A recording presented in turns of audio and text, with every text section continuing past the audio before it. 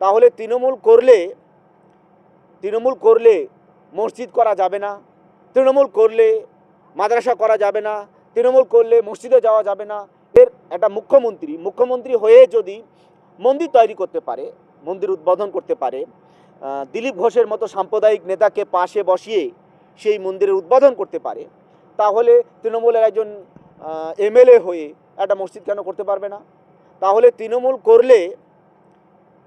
করলে মসজিদ করা যাবে না, তৃণমূল করলে মাদ্রাসা করা যাবে না, তৃণমূল করলে মসজিদে যাওয়া যাবে না, এটা তাহলে তৃণমূল বলুক না তৃণমূল করলে মসজিদ করা যাবে না? তৃণমূল করলে শুধুমাত্র কি বলে দীঘাতে মন্দির তৈরি করতে হবে, তৃণমূল করলে নিউ টাউনের মতো প্রাইম লোকেশনে 15 একর জমি, মানে 3-15 45 বিঘে জমি ওপরে দুর্গাঙ্গন তৈরি করা যাবে।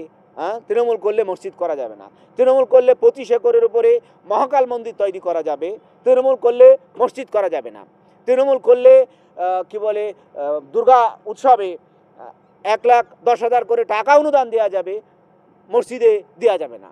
যদি এটা হয় তাহলে তৃণমূল সুপ্রিয় মমতা ব্যানার্জির আজকে স্পষ্টকরণ করা উচিত যে না, তৃণমূল করলে মসজিদ করা যাবে না, তৃণমূল করলে মাদ্রাসা করা যাবে না। আমি মনে করি না।